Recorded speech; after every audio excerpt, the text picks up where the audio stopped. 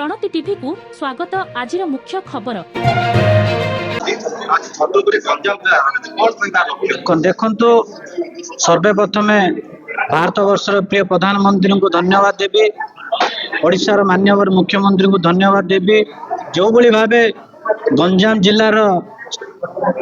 जिला स्तरीय जो भली भावे टीका अभियान आज शुभारंभ होती आपण माने देखुथिबे कैंसर माने समस्त मन भितर कोट ना कोटे बड़ संदेह। एथिपाई आपण माने देखिबे हमर ओडिशार माननीय मुख्यमंत्री पाखापाखि 300 कोटी ऊर्ध्व टंका रखिचंती। 14 वर्षरु 9 वर्षरु 14 वर्ष पर्यंत संपूर्ण भावे मागणा टीका दिया जिवो। एठी आमे कहिला बेले समस्त आशा कथा अच्छी मेडिकल स्टाफ कथा अच्छी आमे समस्त जनसाधारण को सचेतन करार आवश्यकता अच्छी। आपण माने देखुथिबे 2019 रे जो भली भावे कोरोना महामारी आसिला भारत वर्षर प्रिय प्रधानमंत्री हाथ को नहीं जो भली भावे टीका बड़ी जो भली भावे ठीक भाव में सब दिगला वैक्सीन दिगला। आज आपण माने देखुथिबे सारा भारत वर्ष रे पाखापाखि 1 कोटी 100 कोटी 140 कोटी जनसंख्या आज सुस्थ अच्छी। एठी आम सरकार मोहन माझी सरकार ए सरकार होची जनसाधारण सरकार। एठी आपण माने देखुथिबे आयुष्मान कार्ड योजना आयुष्मान रे पाखापाखि 30,000 सारा भारत वर्ष रे सब प्रकार मेडिकल रे कौन देखे पारिबे।